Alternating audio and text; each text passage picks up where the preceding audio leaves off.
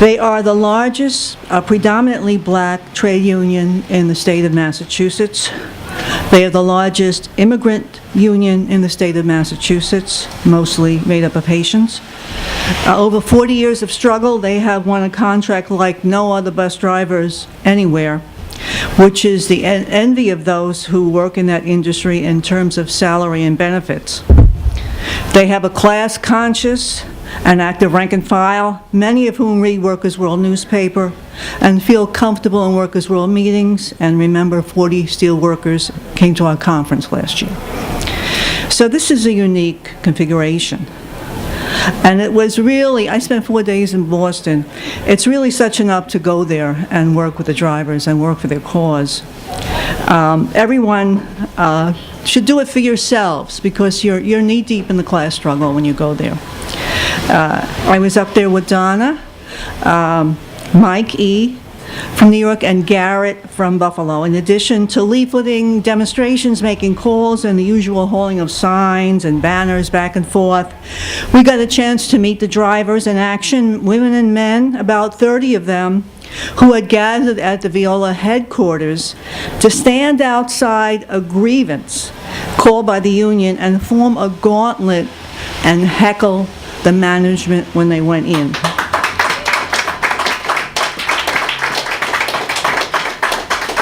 And this is what they do. What other union does that? To go to Boston is to go to a support meeting at our office like the one we had Wednesday, support for the union, where our paper was openly distributed last issue, which had the front page on the struggle, and avidly looked at because of the article on their struggle. It was attended by close to 100 people in that tiny office, mostly drivers, but also well-known figures in the black community, concerned educators, fast food workers, people in solidarity with Palestine, to plan for a big demonstration June 30th, Solidarity Day 3. To go to Boston is to help the comrades and the drivers gather materials for a very special contingent in the Pride Day March on Saturday, and Mikey's there and I'm not, and I'm jealous. Arranged by Comrade Jerry, honoring the bus drivers union for its consistent support of LGBTQ liberation. The float on the truck will have a big banner reading, "Stonewall Warriors and the LGBT community salute the Boston School Bus Drivers USA Local 8751 for the 40 years of solidarity with the LGBT community and Boston school children. We hire the fire leaders now, low-wage workers, and strike for $15 an hour in the union."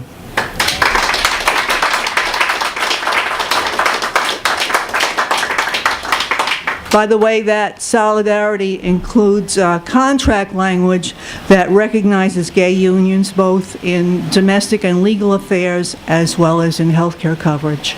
So what other union you know of has that?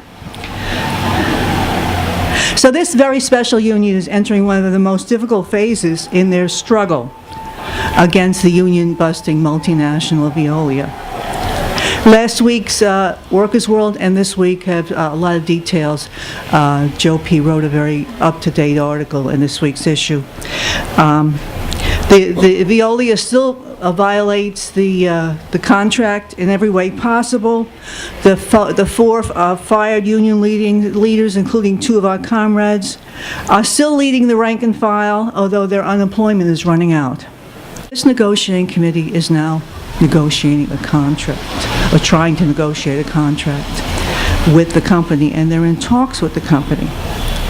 As you can imagine how difficult this is, negotiations have been proceeding in grueling 10 and 12-hour sessions where every little inch is hard-won. Meanwhile, the company is planning a bid for summer jobs for drivers on Saturday in violation of the contract. And the International Union has been won over to opposing the bid. At the same time, the city has taken 100 summer jobs away from the union and the company Veolia and given them to non-union companies. So it's a very, very difficult phase in the struggle. Okay. Meanwhile, the union contract expires June 30th, and with it, the no-strike clause, which they're held to until June 30th. The union, which has struck 11 times in the past 40 years, must decide what's best for its membership under these very difficult circumstances. And so the rank and file leadership has called for a giant rally on June 30th to mark the end of the contract, Solidarity 3. And this rally needs to be as strong as it can be. Meanwhile, the attack on the drivers is part of an attack on the community and what we're seeing around the country. This union was born in the struggle against racism. Some of the very same bus drivers were part of the 1970s school desegregation and drove black children to then white neighborhoods through angry stone-throwing crowds of racists. The union plays a leading role in the current attempt to cut education funds, resegregate the city, and struggles to keep the children safe, including opposing a city regulation now that they're trying to push through to kick the middle school children off the school buses. That's the most vulnerable ages, and the city wants to take away their busing, and who knows what'll happen. And when you raise kids in early teens, you know that, you know. So anyway, Local 8751 is an amazingly strong class-conscious union with a dedicated and struggle-oriented rank and file that was built and grown in the most reactionary period, the post-Reagan period, when the union movement as a whole is under tremendous attack and has steadily shrunk in numbers. How could this union of 800 people do this? Because its leadership was schooled in class struggle and not class collaboration. The union is a direct continuation of the militant trade unions that built the trade union leadership that built the unions of the 30s. Communist cadre who found their strength in the struggle and in winning over and developing the rank and file, and not in backroom deal with the bosses over the heads of the rank and file. This tradition was lost through the witch hunt, the anti-communist measures like the Smith Act that forced communist leadership out of the unions. Our leading comrades, however, continue these fighting union traditions, the winning tactics, and this is part of our party's legacy. This is why we have to do everything we can to push back these attacks, and this is why the drivers need our support.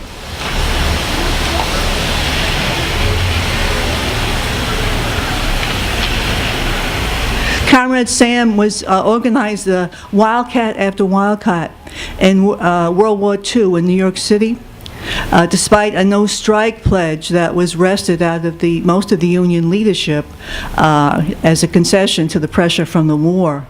Comrade Sam and Milt and Dottie and Vince were known in Buffalo for the creativity of their tactics and strategy, particularly Sam, and were consulted.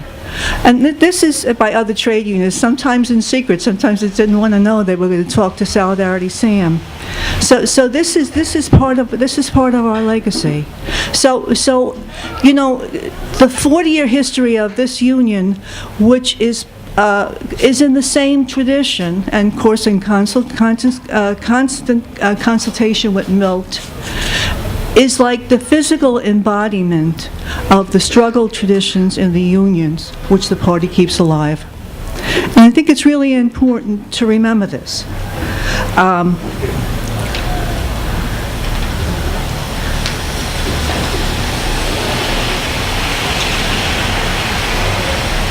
I left a page behind that goes over this, so I'm just going to extend it a little bit. The bourgeoisie knows this, and this is part of their attack, because the union is not just up against Veolia. The comrades found a document where the city promised Veolia 50 cents for every dollar it can, quote, save, unquote, in wresting givebacks from the bus drivers and laying them off. So Veolia is doing the city's work. Comrade Steve Kirschbaum was attacked by name by the mayor and by the Boston Globe, who said that he should be fired. A talk that Kirschbaum gave in the 1980s at the Workers' World Party Conference has been quoted in the bourgeois media.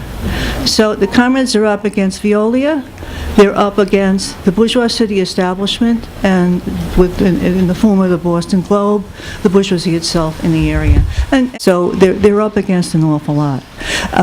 Everything they're up against, the character of this union, and the fact that this is also an attack on the party, make it imperative that we give this union at this time our best shot in support. And that it's needed right now, particularly for the next 15 days before the demonstration on the 30th, Solidarity 3. So I'm really asking every comrade to think on what they can do to help. The comrades are very, very strapped. The Steves are in meetings 10 and 12 hours a day. They're exhausted. They try to phone in. There's one full-time person in Boston, Frank, and he does everything. He does the lists, he does the phone-ups, He chauffeurs people around, he cleans the office, he tries to find money for things. Everyone tries to help. They all work full-time. They live scattered around. They need our support. And they've been doing this for a year, because the first big attack on this issue in this round came down when they were locked out a year ago. So they're exhausted, and they need our support. They need people to go up there. From now until the 30th, people are needed to go up, and Tony's organizing that. Tony Murphy is organizing that nationally. So if you can get a few days to go up there, yes, there he is, he's raising his hand, help out. But what people are needed to make calls, you don't have to make phone calls from Boston, and I hope the branches are on here. You can make phone calls from New York. Maybe there are other things you can do. You can give money. You can help pay for a car. You could go up to Boston if you have a car, but you could help pay for a rental. Particularly, we want to get money for maybe to get a couple of hotel rooms to pack people in, because space in people's homes are very limited. In fact, we have permission to pass the hat and get the donation given to Boston. Can we get the baskets to go around?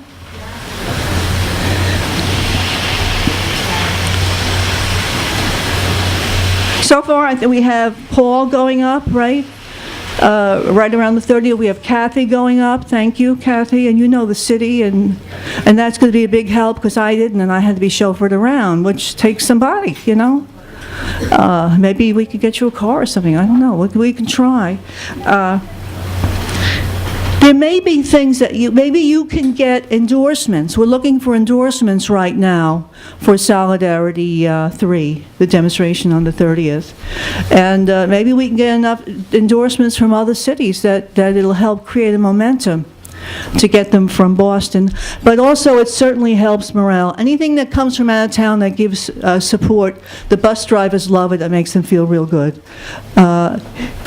Maybe someone wants to help with this, or we could form a committee, or think about how to mobilize the branches, all of them, for endorsements, for phone calls, for money. Also, maybe there's something that no one has thought of that I haven't mentioned that you could think of that would be a creative help to Boston right now. This is about a wonderful union, and it's about our party. So please, how can we all help?